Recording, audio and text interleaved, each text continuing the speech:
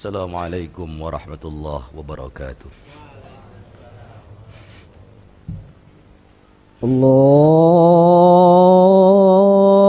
Akbar, Allahu Akbar, Allahu Akbar, Allahu Akbar. Asyhadu an la ilaha illallah.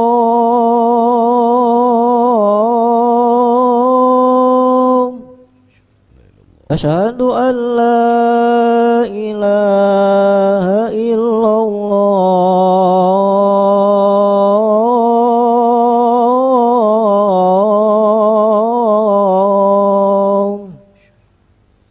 Asyhadu anna Muhammadar Rasulullah.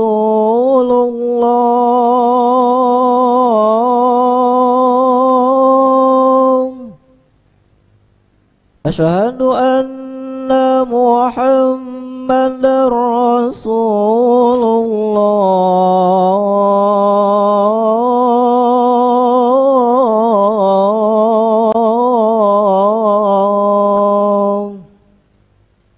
Hayya 'alas salah.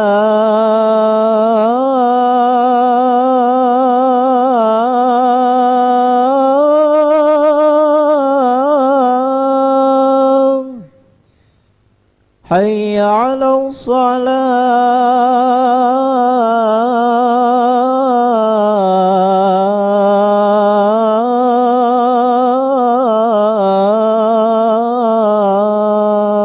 La haula wala quwwata illa billah. Hayya 'alal falah.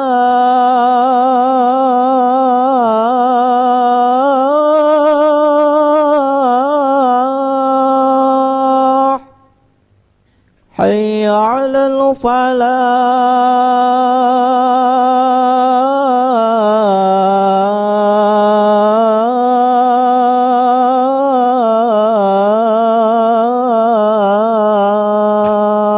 La haula wala quwwata. Allahu Akbar, Allahu Akbar. La ilaha illallah.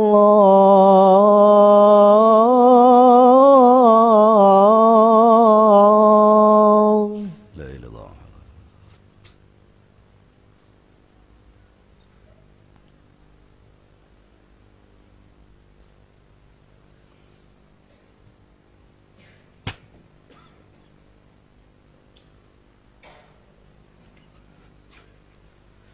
Alhamdulillah.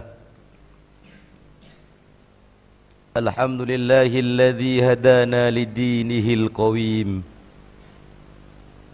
wa arsyadana ila siratihil mustaqim. Asyhadu an la ilaha illallah al-malikul haqqul mubin wa asyhadu anna Muhammadan abduhu wa rasuluh sadiqul wa'dil amin. Allahumma fassalli wa sallim wa barik ala sayyidina wa habibina wa syafi'ina wa maulana Muhammadin wa ala alihi wa ashabihi ajma'in, amma ba'd. Faya ibadallah, usikum wa nafsi al-khati'ata awalan bitaqwallahi wa ta'atih ولزوم أوامره وكثرة مخافته فإن التقوى شعار المؤمنين ودثار المتقين ووصية الله في وفيكم أجمعين. فقد قال الله تعالى في كتابه الكريم وهو أصدق القائلين: يا أيها الذين آمنوا اتقوا الله حق تقاته ولا تموتن إلا وأنتم مسلمون. Ma'asyiral muslimin wa zumratal mu'minin rahimakumullah. Pada kesempatan di hari yang penuh barakah ini, fi sayyidil ayyami yaumul jum'ah ini, mari khatib mengajak kepada pribadi khatib yang penuh kelemahan dan kekurangan ini, dan juga kepada hadirin sidang Jumat yang dimuliakan Allah Subhanahu wa taala. Mari kita tingkatkan kadar dan kualitas ketakwaan kita kepada Allah Subhanahu wa taala. Takwa dalam arti yang sesungguhnya imtisalu awamirillah wajtinabu nawahi, melaksanakan seluruh perintah Allah dan menjauhi segala larangannya.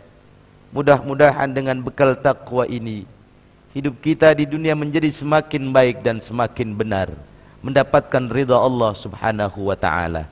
Mudah-mudahan takwa kita inilah yang kelak akan menghantarkan kita menghadap Allah serta meraih kebahagiaan yang hakiki dan sejati di sisi Allah Rabbul Izzati. Amin ya rabbal alamin. Ma'asyiral muslimin wa zumratal mu'minin rahimakumullah.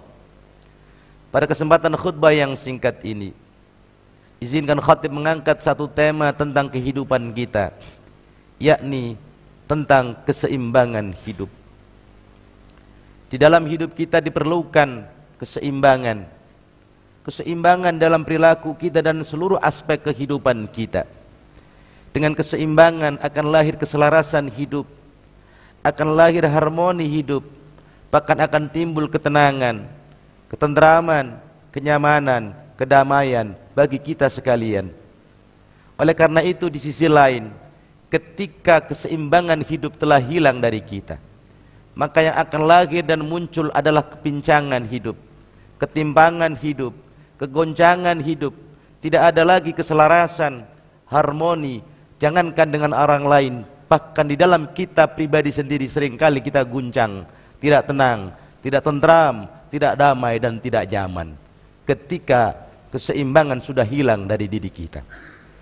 Oleh karena itu, ma'asyiral muslimin dan zumratal mu'minin rahimakumullah, sesungguhnya keseimbangan hidup kita ini akan melibatkan seluruh unsur dan aspek kehidupan kita. Kita sadar betul bahwa kita diciptakan oleh Allah dengan memiliki unsur yang sangat kompleks, unsur yang sangat banyak, yang secara umum kita bisa pilahkan menjadi dua, bahwa kita ini makhluk yang memiliki unsur jasmani dan rohani, unsur lahir dan batin. Disitulah dibutuhkan keseimbangan hidup kita, seimbang antara lahir kita dengan batin kita, seimbang antara rohani kita dengan jasmani kita. Ketika kita masing-masing pribadi sudah tidak sanggup melakukan keseimbangan, melaksanakan keseimbangan untuk zahir batin kita, untuk jasad dan jiwa kita, maka disitulah letak masalah mulai timbul dalam kehidupan kita.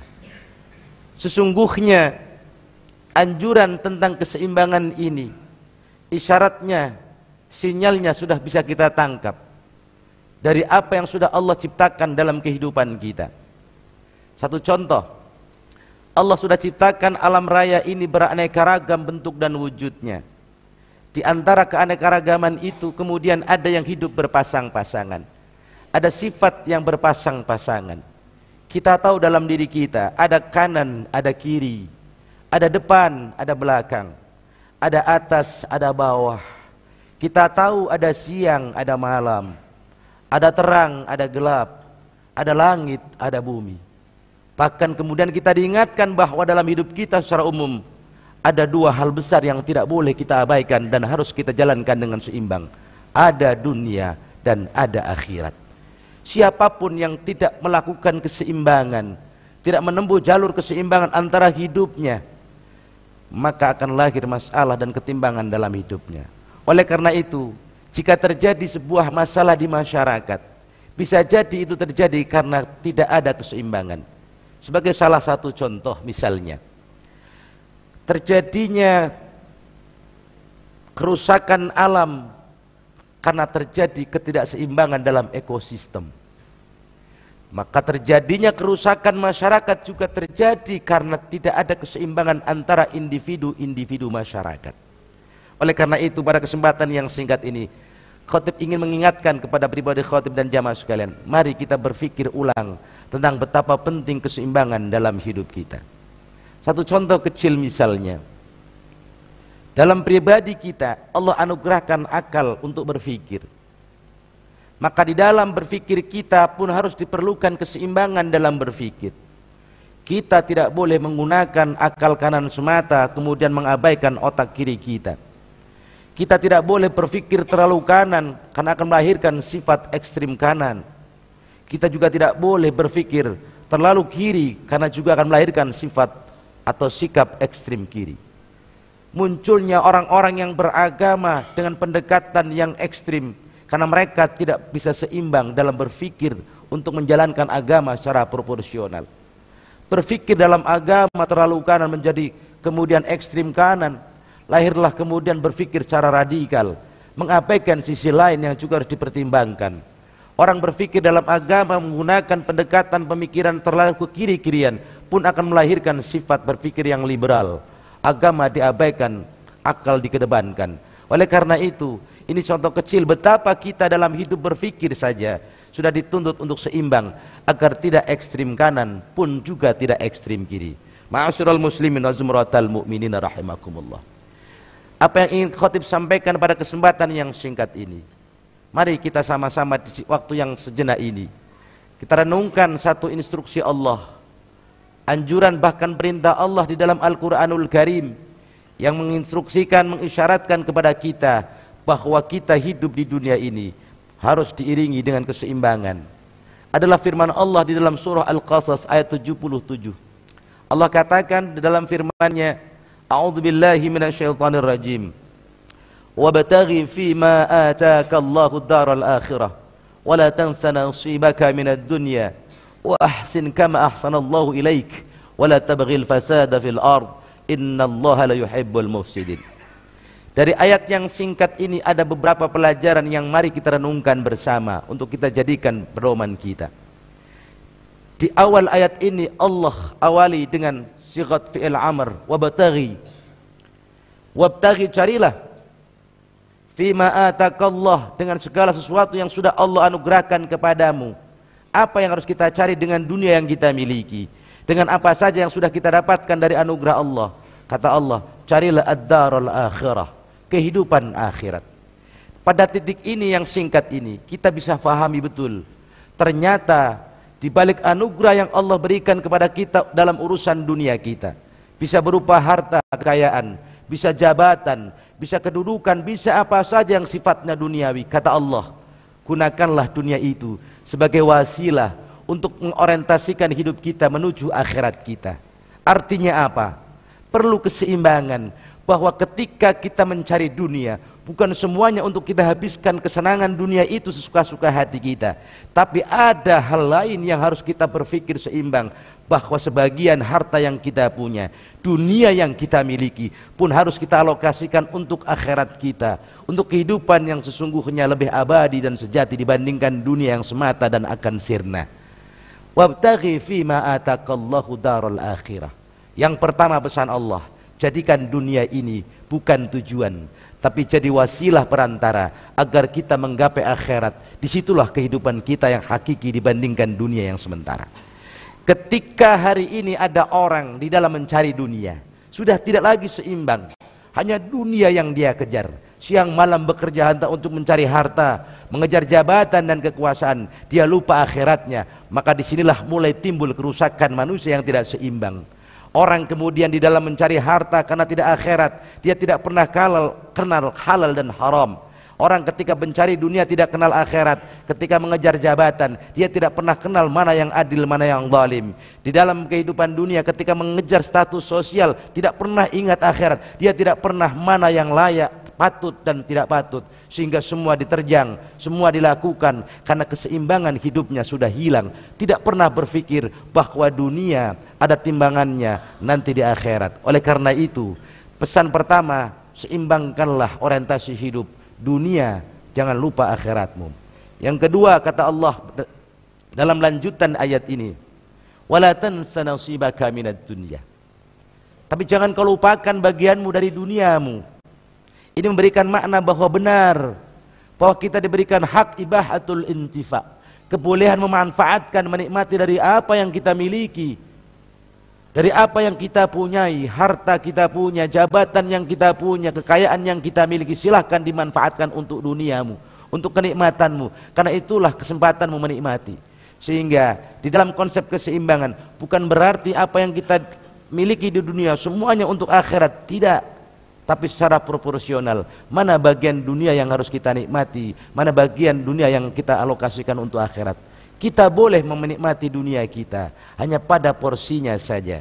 Kerusakan terjadi karena orang memiliki dunia, semua dihabiskan untuk dunianya. Dia tidak pernah ingat akhiratnya. Maka munculnya orang-orang yang bakhil sebagai contoh. Dia bekerja siang malam mendapatkan harta, merasa capek dirinya, merasa lelah pribadinya. Dia tidak pernah mau berbagi dengan orang lain yang membutuhkan. Dia nikmati semuanya, dia lupa bahwa di dalam hartanya ada bagian hak dari orang yang miskin, orang yang rezekinya terhalang. Disitulah sesungguhnya bagian akhirat yang harus dia sisihkan. Tapi munculnya manusia-manusia bakhil, manusia-manusia yang tidak pernah berpikir tentang akhirat, disebabkan karena dirinya tidak pernah memiliki orientasi hidup akhirat. Yang ketiga, kata Allah dalam lanjutan ayat yang sama, wa ahsin kama ahsanallahu ilaik. Wa ahsin, dan berbuatlah baik. Baik dalam dirinya, harus berbuat baik untuk orang lain. Kama ahsanallahu ilaik, sebagaimana Allah telah berbuat baik kepada dirimu. Kita ingat Allahu Rahman Rahim. Allah berikan seluruhnya kepada kita. Ada yang diberikan karena kita pinta, ada pula yang Allah berikan tanpa kita pinta. Allah Maha Rahman Rahim. Sifat Rahman Rahim Allah harus kita tanamkan dalam diri kita. Apapun bentuk kebaikan yang kita punya. Barangkali kita punya kebaikan dalam wujud harta, dalam wujud jabatan, dalam wujud kekuasaan, dalam wujud status sosial yang tinggi. Itulah kebaikan yang kita miliki. Kata Allah, ahsin wa ahsin. Sebarkanlah kebaikan itu untuk sesamamu. Jangan kau nikmati sendiri. Karena pribadi yang baik, manusia yang sebaik-baiknya makhluk di hadapan Allah, sebagaimana sabda Rasulullah, khairun nas anfa'ukum linnas. Sebaik-baik manusia adalah manusia yang bermanfaat bagi sesamanya. Kebaikan yang dimilikinya tidak dimanfaatkan sendiri, hartanya tidak dinikmati sendiri, tapi semua yang dimilikinya, kebaikan yang ada pada dirinya, zahiran wa batinan, dia manfaatkan untuk melahirkan kebaikan-kebaikan, manfaat-manfaat untuk sesama. Disinilah akan lahir manakala orang berpikir ingin atau melaksanakan jalur keseimbangan dalam hidupnya. Yang terakhir, kata Allah di akhir ayat ini, kita diperingatkan dengan keras oleh Allah, wala tabghil fasada fil ard innallaha la yuhibbul mufsidin. Dan jangan pernah kau mencari kerusakan, jangan pernah kau melakukan kerusakan-kerusakan di bumi. Sesungguhnya Allah tidak cinta, Allah tidak suka kepada orang-orang yang berbuat kerusakan. Apa artinya? Yang pertama, manusia memang memiliki potensi untuk rusak. Dan kerusakan potensial dalam diri manusia kadang-kadang menjadi hebat manakala dia punya daya dan kekuatan. Orang yang tadinya tidak punya harta, tidak mampu merusak orang lain, tapi dengan hartanya dia berbuat jahat kepada orang lain. Orang yang awalnya tidak zalim sama orang lain, tapi dengan gara-gara jabatan yang diraihnya, dia kemudian berbuat zalim kepada orang lain. Ada potensi rusak dari anugerah Allah yang diberikan kepada kita. Ada orang yang rusak dengan hartanya, ada orang yang rusak dengan jabatannya, ada orang bahkan yang rusak dengan ilmunya, dan lain sebagainya. Oleh karena itu, apapun yang Allah anugerahkan kepada kita harus menjadi sumber kebaikan, bukan sumber kerusakan.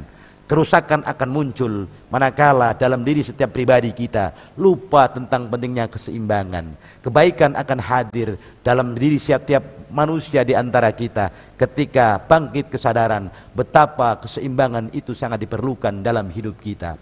Lahir dan batin kita harus seimbang, dunia dan akhirat kita harus seimbang. Jika ini yang kita lakukan dengan izin Allah, dengan kesabaran dan kekuatan kita mohon perlindungan Allah, insya Allah akan tercipta keselarasan hidup dalam pribadi masing-masing kita, yang kemudian akan tersebar luas di sekeliling kita. Masyarakat akan ikut damai, akan ikut tentram, akan ikut menikmati hal-hal baik dan positif dari apa yang dilakukan oleh pribadi-pribadi yang baik, pribadi-pribadi yang sadar tentang betapa pentingnya hidup itu perlu seimbang. Satu contoh, mari kita jadikan pelajaran sebelum ditutup khutbah ini, adalah Qarun. Beliau dulu adalah salah satu pengikut Nabi Musa alaihissalam. Ketika beliau masih miskin papa, Dia rajin beribadah kepada Allah, mengikuti apapun pelajaran baginda Musa alaihissalam. Suatu ketika Qarun bertanya kepada Musa, "Ya Musa, saya capek dan saya bosan menderita jadi orang miskin. Saya ingin jadi orang yang kaya. Bisa jadi nanti dengan kekayaan saya akan berbuat baik kepada orang banyak. Saya ingin punya jabatan, dengan jabatannya saya ingin bermanfaat buat orang banyak."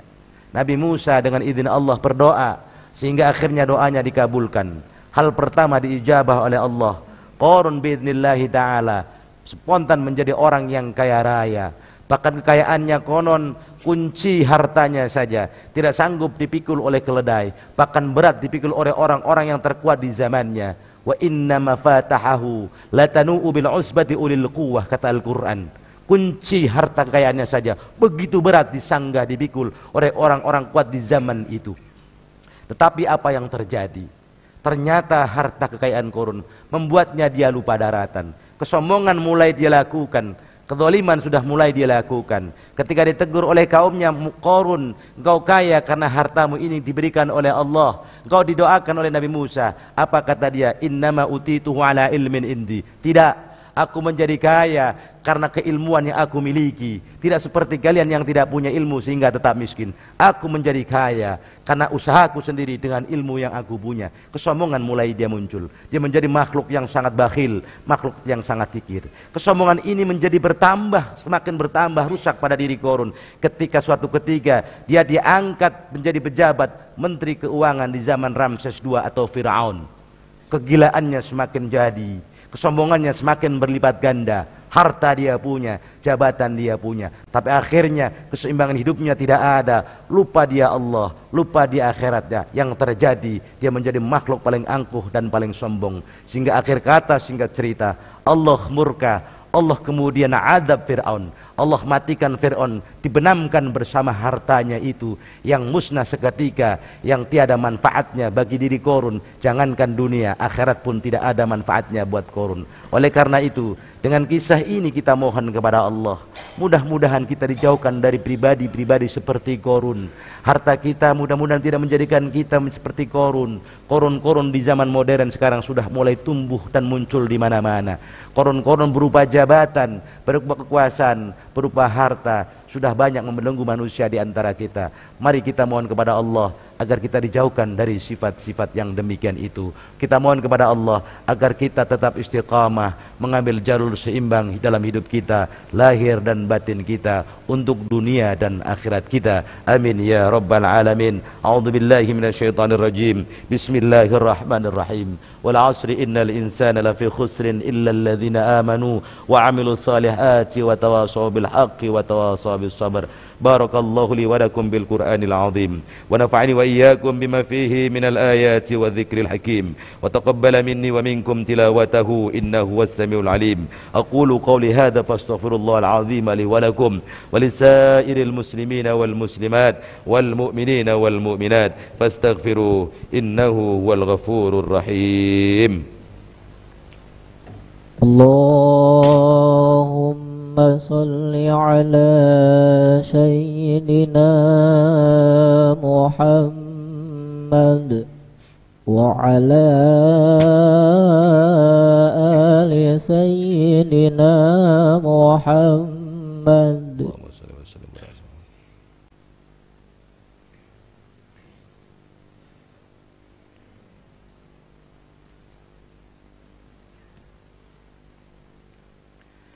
Alhamdulillah, alhamdulillah ya hamdi, wassalatu wassalamu ala man la nabiyya min ba'di. Ashhadu an la ilaha illallah wahdahu la syarika lah, wa ashhadu anna Muhammadan abduhu wa rasuluhu la nabiyya ba'dah. Allahumma fasalli wa sallim ala sayyidina wa habibina wa syafi'ina wa maulana Muhammad wa ala alihi wa sahbihi ajma'in.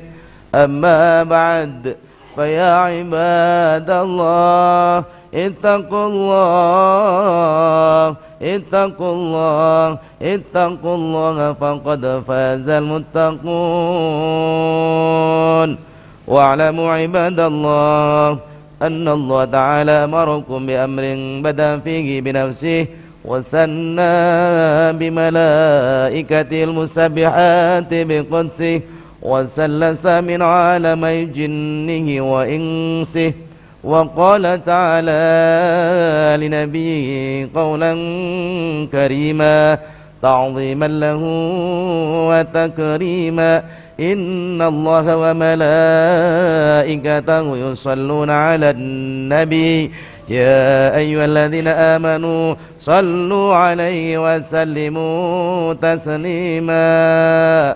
اللهم صل وسلم على سيدنا محمد وعلى آل سيدنا محمد. وارض اللهم عن الخلفاء الراشدين ساداتنا أبي بكر وعمر وعثمان وعلي وعن بقية القرابة والصحابة والتابعين وتابع التابعين ومن تبعهم بإحسان إلى يوم الدين وعلينا معهم برحمتك يا أرحم الراحمين. اللهم اغفر للمسلمين والمسلمات والمؤمنين والمؤمنات الأحياء منهم والأموات إنك سميع قريب مجيب الدعوات يا قاضي الحاجات ويا رافع الدرجات ويا دافع المهمات إنك على كل شيء قدير. اللهم أعز الإسلام والمسلمين وأهلك الكفرة والظالمين ودمر أعداءك أعداء الدين وعلي كلماتك إلى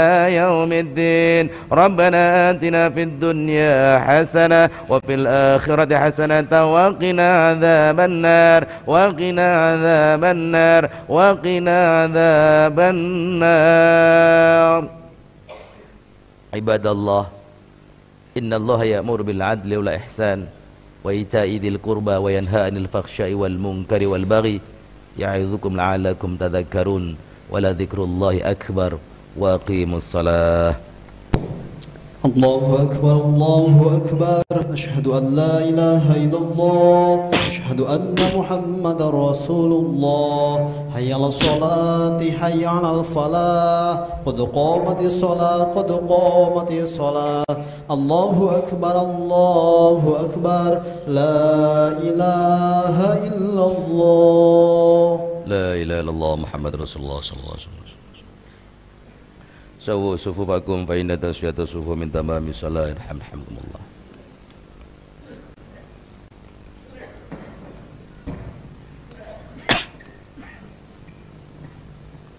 صلوا والله جماعة رب أعوذ بك من همزات الشياطين ورب الناس. صلي فضل جماعة رعاة المسلمين.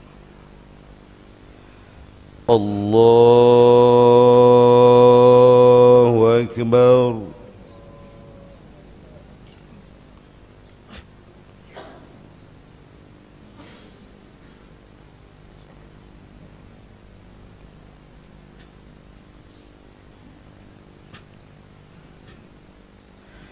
بسم الله الرحمن الرحيم.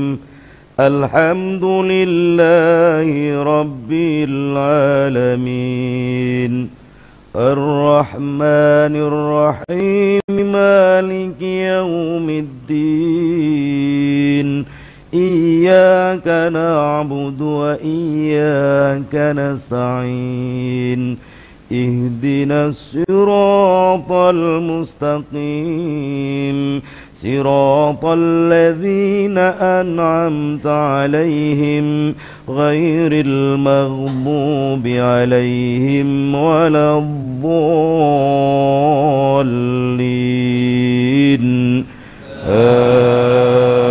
آمين. بسم الله الرحمن الرحيم.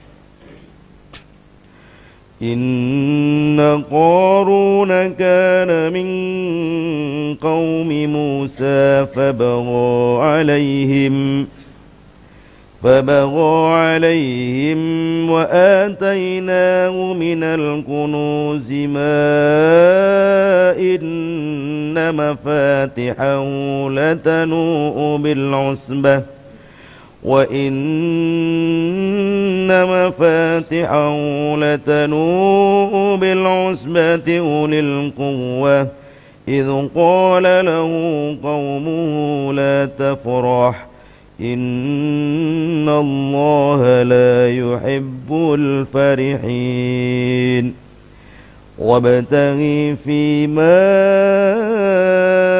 آتاك الله الدار الآخرة ولا تنس نصيبك من الدنيا وأحسن كما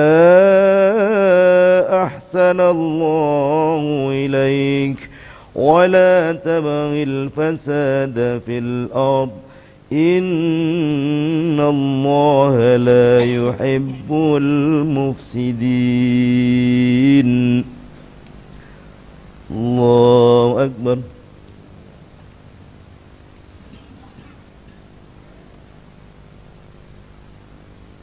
سمع الله لمن حمده.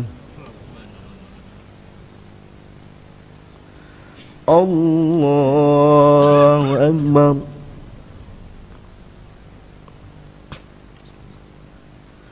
الله أكبر.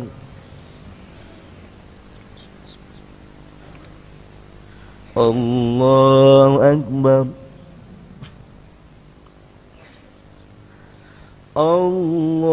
الله أكبر. بسم الله الرحمن الرحيم. الحمد لله رب العالمين الرحمن الرحيم مالك يوم الدين إياك نعبد وإياك نستعين اهدنا الصراط المستقيم صراط الذين أنعمت عليهم غير المغضوب عليهم ولا الضالين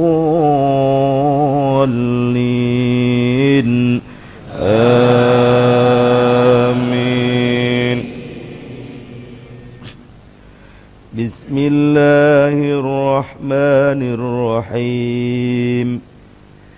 هل أتاك حديث الغاشية وجوه يومئذ خاشعة عاملة ناصبة تصلى نارا حامية تسقى من عين آنية ليس لهم طعام إلا من ضريع لا يسمن ولا يغني من جوع وجوه يومئذ ناعمة لسعيها راضية في جنة عالية لا تسمع فيها لاغية فيها عين جارية فيها سرر مرفوعة وأكواب موضوعة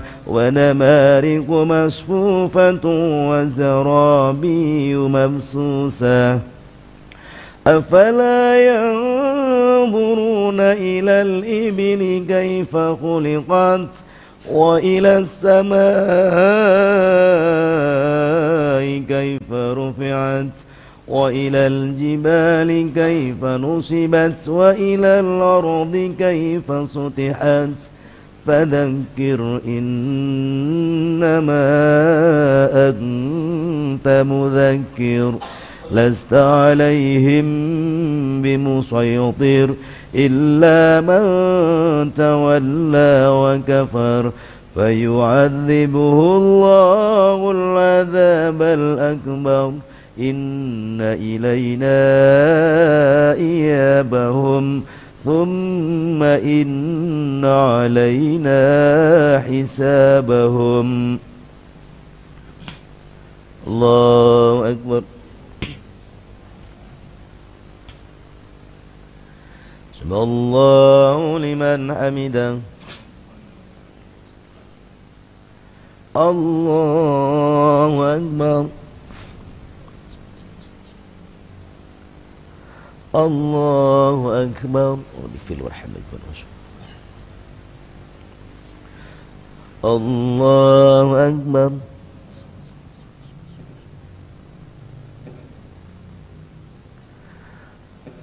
الله أكبر. السلام عليكم.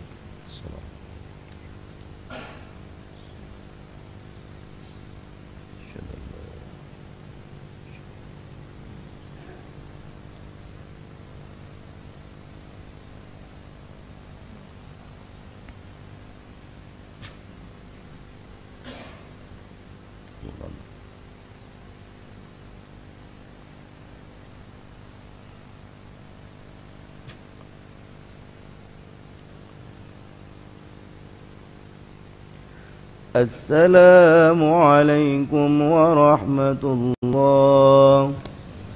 السلام عليكم ورحمة الله. استغفر الله العظيم استغفر الله العظيم استغفر الله العظيم الذي لا إله إلا هو الحي القيوم وأتوب إليه من جميع المعاصي والذنوب ولا حول ولا قوة إلا بالله العلي العظيم إلى حضرة النبي المصطفى محمد صلى الله عليه وسلم وعلى آله وأزواجه وذرياته وأهل بيته الكرام شهود لله لهم الفاتحة. أعوذ بالله من الشيطان الرجيم بسم الله الرحمن الرحيم الحمد لله رب العالمين الرحمن الرحيم مالك يوم الدين إياك نعبد وإياك نستعين اهدنا الصراط المستقيم صراط الذين أنعمت عليهم غير المغضوب عليهم ولا الضالين آمين. أستغفر الله العظيم ولك الحمد يا مولانا يا معبود. اللهم صل وسلم وبارك على سيدنا محمد وعلى آل سيدنا محمد وسلم رضي الله تبارك وتعالى عن سادتنا أصحاب سيدنا رسول الله أجمعين والحمد لله رب العالمين. حمد الناعمين حمد الشاكرين حمد الذاكرين حمد المستغفرين حمد التائبين حمد المنيبين حمد السائلين حمد الراجين حمدا يوافي نعمه ويكافي مزيدا. يا ربنا ولك الحمد كما ينبغي لجلال وجهك الكريم وعظيم سلطانك. سبحانك لا نحصي ثناء عليك أنت كما أثنيت على نفسك. فلك الحمد إذا ترضى ولك الحمد إذا رضيت ولك الحمد بعد رضا. اللهم صل وسلم على سيدنا محمد وعلى آل سيدنا محمد.